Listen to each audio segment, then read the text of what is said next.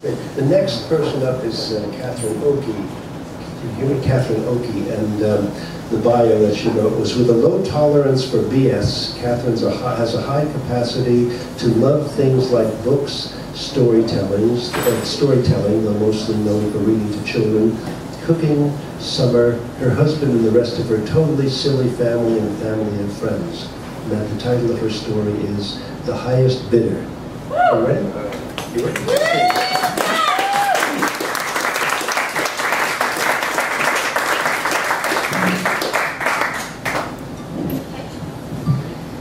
Thank you very much. Like Tom, I've brought some notes just to keep me on track.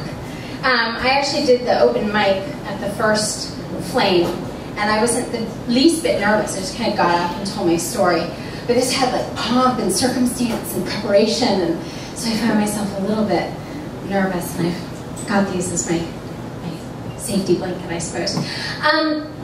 Food in my family is really, in a way, what made us family. I was born into a rather large family. I have 4 older brothers who, at the time of my birth, were 17, 16, 12, and 11. So, as you can imagine, in a house with growing boys, all of whom were very athletic, there was a lot of food. And fighting, yeah, there was fighting over food, yeah. And my mother, every night, would spend hours cooking enormous amounts of food to watch it be devoured in minutes. And she took this very seriously. My grandmother, whose arroz con pollo, which is Spanish chicken and rice, we still talk about 20 years after her death. It was phenomenal. And my mother received this food cooking gene.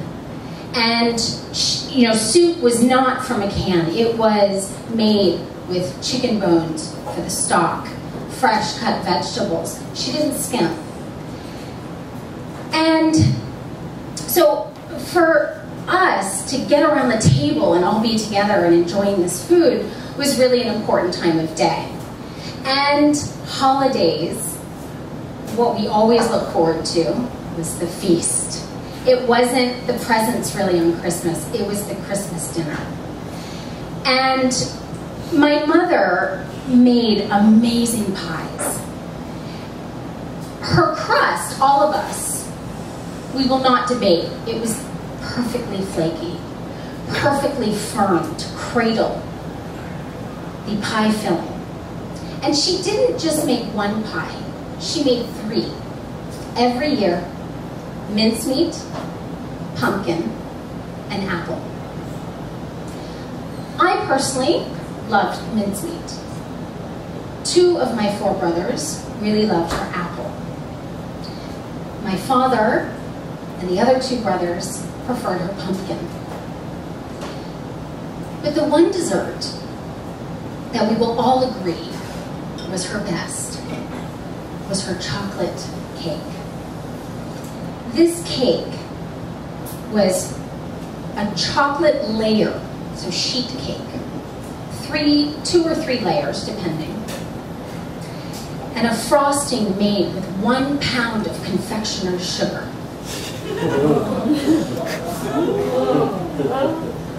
Smeared between the layers and then smeared on top.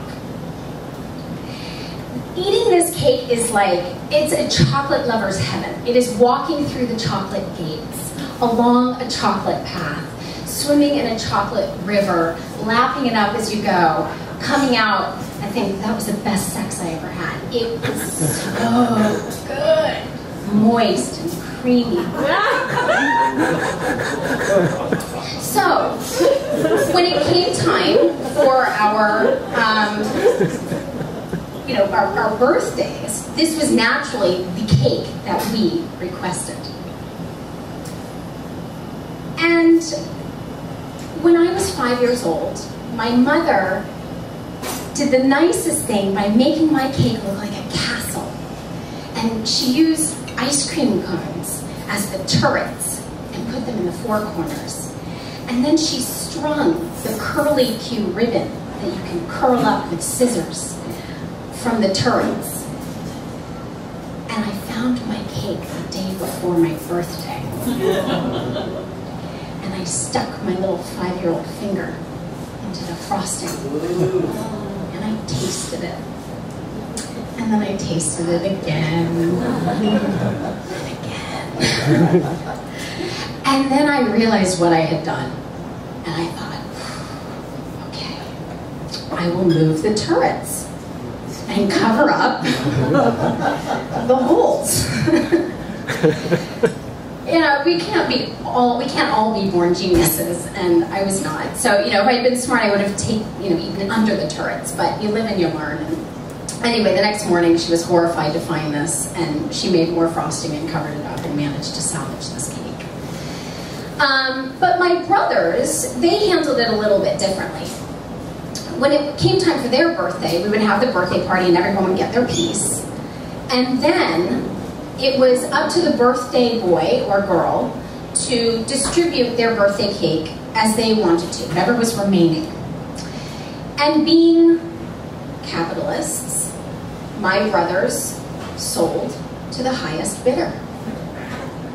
Naturally, my father had most money, so he got the majority of the cake.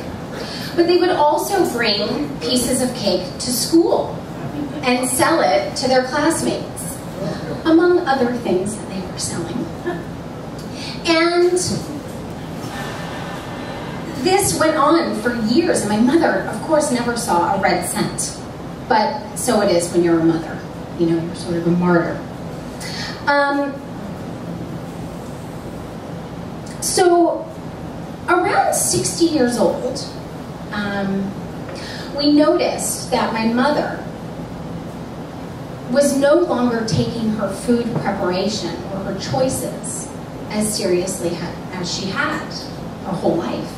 She was buying frozen things, canned things, and she started to go to fast food, which was a huge alarm.